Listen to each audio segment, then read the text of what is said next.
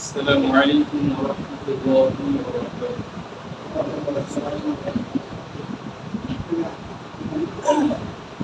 الحمد لله نحمده ونصلي على رسوله الكريم ونشهد أن لا إله إلا الله وحده لا شريك له ونشهد أن محمدا عبده ورسوله الذي أرسله بالحق بشيرا ونذيرا وداعيا إلى الله بإذنه وسراجا وقمرا منيرا قد قال الله تعالى في كلامه المجيد وفرقان الحميد أعوذ بالله من الشيطان الرجيم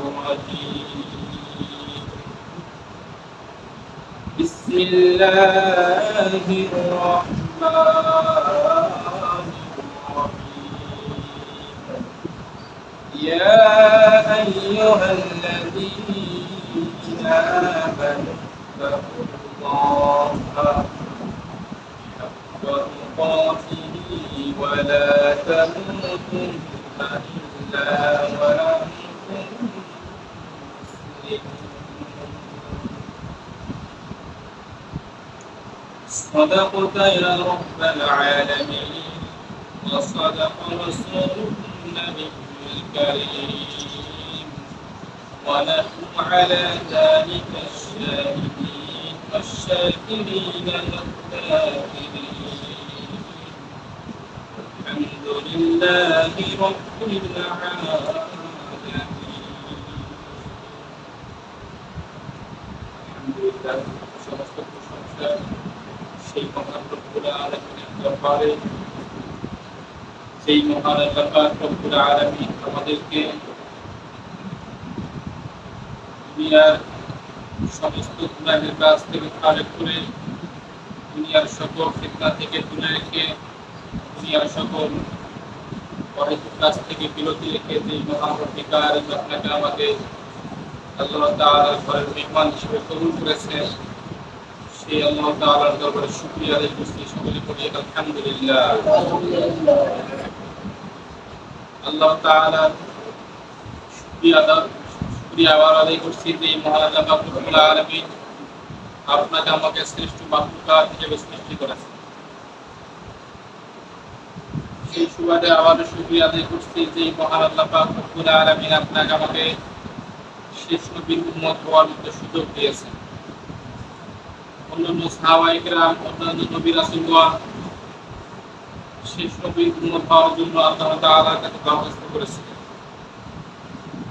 কিন্তু আমরা আল্লাহ তাআলার কাছে দরখাস্ত করি নাই বিনা দরখাস্তে এই আল্লাহ পাক রব্বুল আলামিন আপনাকে আমাকে শেষ নবীর উম্মত বানিয়েছেন এজন্য আমরা সেই মহান মালিকের দরবারে খুশি হয়ে আবারও শুকরিয়া আদায় করছি সকলে পড়ি আলহামদুলিল্লাহ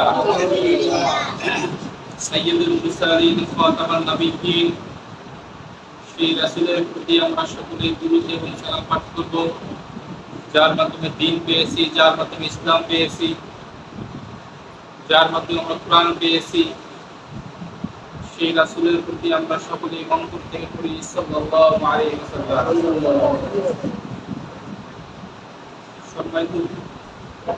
সম্মানিত উপস্থিতি আপনাদের সম্মুখে পবিত্র কোরআন কারীমের সূরা আল ইমরানের 102 নম্বর আয়াতে কারিমা তেলাওয়াত করা হয়েছে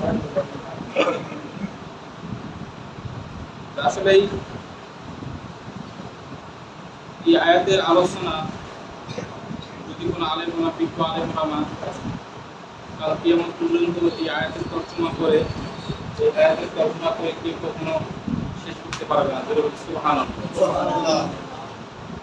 আল্লামা দিলওয়ার হোসেন সাঈদী সাহেব যিনি এই বাংলাদেশের মধ্যে তাফসীর শুরু করেছেন, চট্টগ্রাম কোরআন মাহফিলে সূরা ফাতিহার তাফসীর করতেছিলেন। সূরা ফাতিহার প্রথম আয়াত অর্থাৎ আলহামদুলিল্লাহি রাব্বিল আলামিন, শুধু একটা আয়াতের একটা আয়াতের তাফসীর করেছেন 7 দিন, এরপর শেষ হয়নি। মানে উনি একথাও বলেছেন যে শুধু 7 দিন কেন, 7 লক্ষ দিন যদি এই সূরা ফাতিহার প্রথম আয়াতের তাফসীর করা হয়, তবুও এই সূরা ফাতিহার প্রথম আয়াতের তাফসীর শেষ হবে না। সুবহানাল্লাহ। শুধু সূরা ফাতিহা নয়, পবিত্র কোরআন কারীমের মধ্যে যে ৬৬৬টি আয়াত রয়েছে, ঠিক আছে, অন্যান্য উলামায়ে কেরাম ৫০টি বলেছেন, কেউ ৬৫টি বলেছেন, কেউ ৩৬টি বলেছেন। যে পবিত্র কোরআনে যে সমস্ত আয়াত রয়েছে, শুধু সূরা ফাতিহা নয়, যে কোনো আয়াতের একটা আয়াতের তরজমা কাল কিয়ামত পর্যন্ত করলে শেষ হবে না। তাহলে এখন চিন্তা করে দেখুন এই পবিত্র কোরআন, এই কোরআনের ভিতরে কত বড় নিয়ামতের বর্ণনা, কতগুলো তাফসীর রয়েছে। যে মহান আল্লাহ পাক রব্বুল আলামিন এই কোরআন দিয়েছেন, রাসূলের মাধ্যমে আমরা কোরআন পেয়েছি, সেই মহান মালিক আর কত জ্ঞানী, এগুলো আমাদের চিন্তা করতে হবে। তো সূরা আলী ইমরানের আয়াত ১০৩ নম্বর আয়াতে কারিমা তেলাওয়াত করা হয়েছে, ইয়া আইয়ুহাল্লাযীনা আমানু তাকুল্লাহা, যেটা গত শুক্রবারে আপনাদের সম্মুখে পাঠ করা হয়েছে। ইয়া আইয়ুহাল্লাযীনা আমানু তাকুল্লাহা, হে ঈমানদারগণ, তোমরা সেই মহান রব্বুল আলামিনকে সঠিকভাবে ভয় করো। হাক্কা তুকাতিহি, ভয় করলে ভয় করার মতো করো, যেমন ভাবে ভয় করেছেন আল্লাহ রাসূল সাল্লাল্লাহু আলাইহি ওয়াসাল্লাম এবং সাহাবায়ে কেরাম। ওয়ালা তামুতুন্না ইল্লা ওয়া আনতুম মুসলিমুন, মৃত্যুবরণ করিও না ইল্লা ওয়া আনতুম মুসলিমুন, যতক্ষণ পর্যন্ত পরিপূর্ণ মুসলিম না হতে পেরেছে।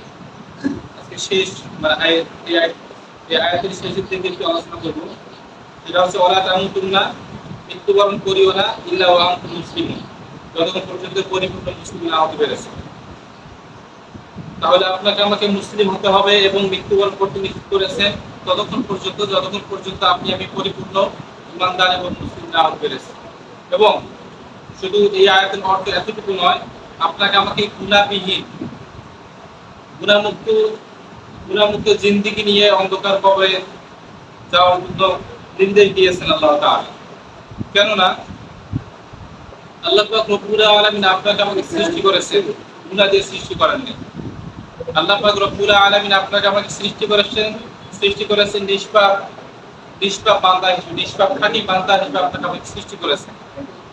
আল্লাহ পাক রব্বুল আলামিন আপনাকে আমাকে যেমন ভাবে সৃষ্টি করেছেন, আল্লাহ তাআলা বলেন যে ঠিক যেমন আমি তোমাদেরকে সৃষ্টি করেছি নিষ্পাপ অবস্থায় দুনিয়ার জমিনে পাঠিয়েছি, এরকম নিষ্পাপ অবস্থায় তোমরা আমার কাছে ফিরে আসো। ওয়ালা তামুতুন্না, মৃত্যুবরণ করিও না ইল্লা ওয়া আনতুম মুসলিমুন, যতক্ষণ পর্যন্ত পরিপূর্ণ মুসলিম না হতে পেরেছে এবং যতক্ষণ পর্যন্ত গুনাহমুক্ত জিন্দেগি গঠন করতে না পেরেছে। আপনাকে আমাকে গুনাহমুক্ত জিন্দেগি তৈরি করতে হবে দুনিয়াতে বেঁচে থাকা অবস্থায়। এখন গুনাহমুক্ত জিন্দেগি কার আছে এটা কি আমরা বলতে পারবো? বলতে পারবো না। আল্লাহ রাসূল সাল্লাল্লাহু আলাইহি ওয়াসাল্লাম তার ৬৩ বছর জিন্দেগিতে কোনো একটা মিথ্যা কথা বলছেন কি? বলেন না। তিনি গুনাহমুক্ত জিন্দেগি নিয়ে কবরে চলে গেছেন। তো এরকম গুনাহমুক্ত জিন্দেগি আমাদেরকেও অর্জন করতে হবে এবং গুনাহমুক্ত জিন্দেগি আপনাকে আমাকে তৈরি করতে হবে।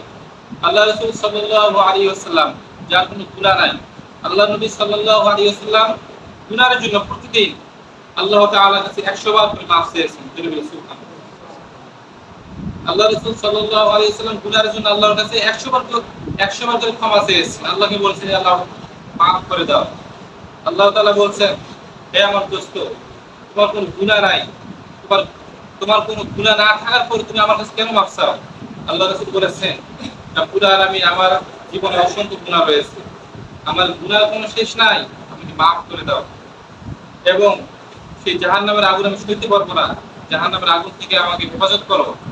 আল্লাহ তাআলার কাছে এইভাবে বলেছেন। অথচ আল্লাহ তাআলা যে আল্লাহ রাসূল সাল্লাল্লাহু আলাইহি সাল্লামকে নিজেই সালাম দিয়েছেন, জোরে বলে সুবহানাল্লাহ। যাকে নিজেই সালাম দিয়েছেন, আল্লাহ তাআলা আল্লাহ নবীকে কি সালাম দিয়েছেন। আল্লাহ তাআলা বলে যে তোমাকে ক্ষমা চাইতে হবে না, তোমার কোনো গুনাহ নাই। অথচ আল্লাহ নবী কি বলছেন যে আমার গুনাহ আছে, আমার গুনার কোনো শেষ নাই। তাহলে এখানে একটা বিষয় লক্ষ্য করুন, আল্লাহ রাসূলের কোনো গুনাহ না, আল্লাহ রাসূলের কোনো গুনাহ না থাকার পরে যদি এতবার ক্ষমা চাইতে পারে, 100 বার ক্ষমা চাইতে পারে, তাহলে আপনার আমার গুনার কোনো শেষ নাই। কথা বলে ঠিক ঠিক। হয়তোবা মসজিদ আল্লাহ তাআলার ঘরে উপস্থিত হয়েছি, হয়তোবা আধা ঘন্টা 1 ঘন্টার সময় গুনাহ থেকে বিরত থাকতে পারি, মসজিদ থেকে বের হওয়া মাত্র আমাদের আমলনামায় গুনাহ শুরু হয়ে যাবে। কেননা দুনিয়ার জমিনে যেদিকে তাকাবেন সেদিকে গুনাহ, বাজারে যাবেন বাজারে গুনাহ, দোকানের দিকে তাকাবেন দোকানে দেখবেন যে উলঙ্গ মেয়েরা নাচানাচি করতেছে টিভির পর্দার মধ্যে, গুনাহ।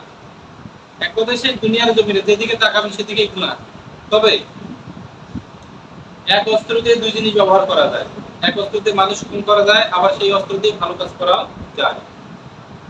তো আমরা আমাদের চোখটাকে আমরা ভালো কাজে ব্যবহার করতে পারি, খারাপ কাজে ব্যবহার করতে পারি। আমাদের শরীরের অঙ্গ প্রত্যঙ্গ, হাত, জিহ্বা, ঠিক আছে, শরীরের মধ্যে যা কিছু আছে এই সমস্ত জিনিস দিয়ে আমরা ভালো কাজও করতে পারি, খারাপ কাজও করতে পারি।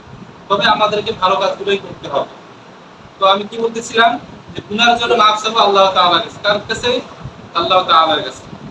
যে তাকবীর, তাকবীর বলবো আল্লাহ তাআলার কাছে মাফ চাবো। কেননা আল্লাহর নবী যদি এতবার ক্ষমা চাইতে পারে, আপনার আমার উচিত লক্ষ লক্ষ কোটি কোটি বার আল্লাহ তাআলার কাছে ক্ষমা চাওয়া। কথা বলি ঠিক কিনা? কিন্তু আপনি আমি কি আল্লাহ তাআলার কাছে ক্ষমা চাই? ক্ষমা চাই কখন? যখন নামাজ পড়তে আসি, নামাজের পরে মনের ভিতরে আল্লাহ তাআলার কাছে ক্ষমা চাই।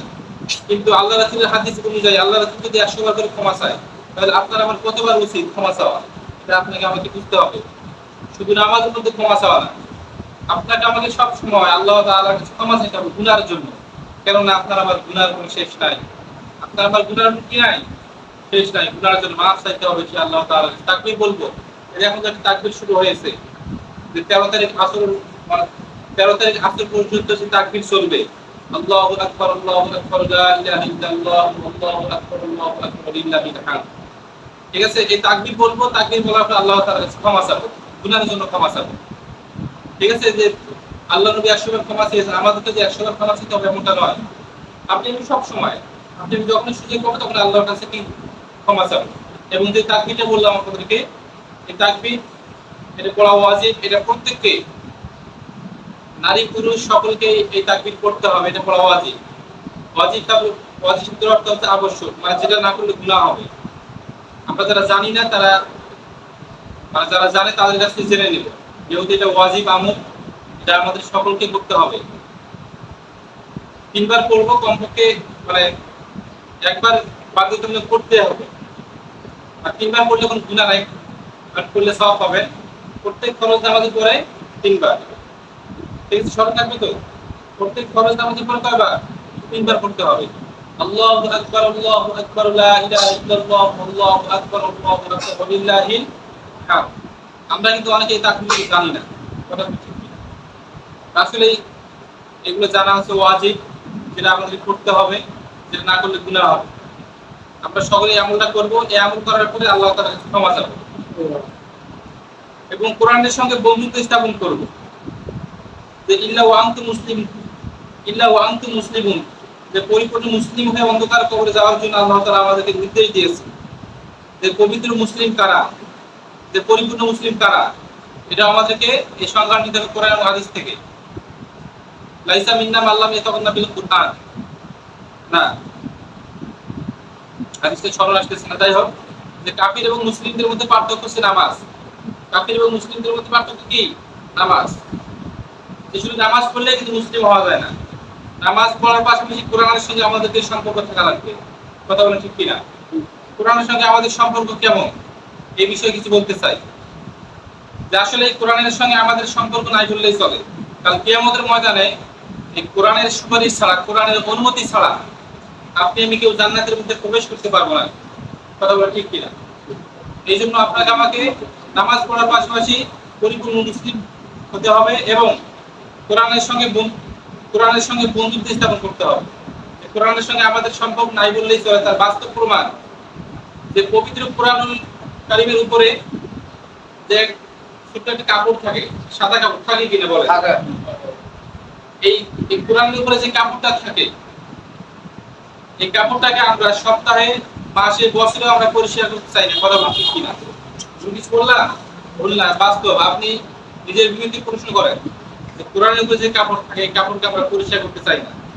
অথচ আমাদের শরীরে যে কাপড় আছে, এই কাপড়কে আমরা সপ্তাহে 2-3 বার পরিষ্কার করি। কথা বলে ঠিক ঠিক। তাহলে কোরআনের সঙ্গে আমাদের কেমন সম্পর্ক তৈরি হবে?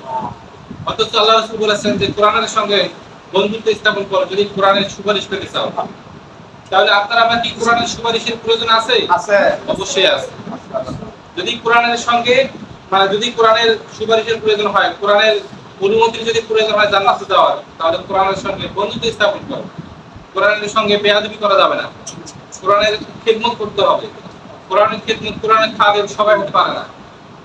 আল্লাহ তাআলা যাদেরকে কবুল করেন তারাই হতে পারে। তো কোরআনের উপরে কাপড়, এটা আমরা সপ্তাহে, মাসে পরিষ্কার করতে চাই না। আজ থেকে এই কোরআনের সঙ্গে বন্ধুত্ব স্থাপন করব। আজ থেকে নিয়ত করবেন, যাদের বাড়িতে কোরআন আছে, কোরআনের যে কাপড়টা আছে, এই কাপড়টা আজকে চেক করবেন। যদি অপরিষ্কার থাকে, যদি ময়লা থাকে, এই কাপড়টা আজকে পরিষ্কার করবেন। ঠিক আছে? এরপর আরেকটা, সেটা হলো আমরা কোরআন শরীফকে বাহিরে আমরা ঝুলন্ত অবস্থায় রাখি। কথা বলে ঠিক কিনা? এটা কিন্তু ঠিক না। আপনাকে একটা উদাহরণ দিই। আপনি 20,000 টাকা দিয়ে একটা টাচ ফোন কিনে নিয়ে আসছেন। এই টাচ ফোনটিকে আমরা ঘরের বাইরে কি ফেলে রাখবো? না, ফেলে রাখবো না। সেটাকে যত্ন সহকারে আমরা ভিতরে রাখবো। অথবা যদি কোনো একটা লুঙ্গি কিনে নিয়ে আসি, 5টা লুঙ্গির মধ্যে 2টাই ব্যবহার করতে চাই, 3টা ব্যবহার করবো না। সেই 3টা লুঙ্গি কি বাইরে ফেলে রাখবো নাকি ভিতরে রাখবো? ভিতরে রাখবো। অথচ কোরআনকে আমরা বছরকে বছর, মাসকে মাস বাইরে ফেলে রাখবো। আর সেই কোরআনের উপরে কত কি পরে ময়লা, এগুলো আমাদের খেয়াল থাকে না। আসলে বিষয়টা দুঃখজনক হলেও সত্য। এগুলো থেকে আমাদেরকে বিরত থাকতে হবে। কোরআনের সঙ্গে বন্ধুত্ব স্থাপন করতে হবে। কোরআনকে বাইরে আমরা এরকম বাইরে ঝুলন্ত অবস্থায় রাখবো না। ঠিক আছে? আমাদের কাপড় চোপড় যেমন আমরা পরিষ্কার জায়গায় রাখি, আমাদের মোবাইল ফোন, টাকা পয়সা যেমন আমরা যত্ন করি, তার থেকে লক্ষ লক্ষ কোটি কোটি গুণ বেশি যত্ন করতে হবে এই কোরআন কারিমকে। কথা বলো ঠিক কিনা? কোরআনকে তো আল্লাহ তাআলাই হেফাজত করবে, তবে আমাদের কাছে আছে, আমাদেরকে এই কোরআনের খিদমত করতে হবে। কথা বলো ঠিক কিনা? তো যাদের বাড়িতে বারান্দার মধ্যে কোরআন শরীফ আছে, আমরা রুমের মধ্যে প্রবেশ করাবো। এবং যদি কোরআনের উপর যদি কোনো ময়লা থাকে, এই ময়লাটাকে আমরা পরিষ্কার করে দিব। এরকম অনেক ঘরে ঘরে থাকার কথা। কথা বলো ঠিক কিনা? আল্লাহ তাআলা আমাদের সকলকে এই আলোচনা থেকে শিক্ষা নিয়ে বাস্তব জীবনে আমল করার তৌফিক দান করুন। আমিন। আল্লাহুম্মা আমিন। এগুলো আমরা আলোচনা শেষ করছি। ওয়া আখিরু দাওয়ানা আলহামদুলিল্লাহি রাব্বিল আলামিন। আসসালামু আলাইকুম।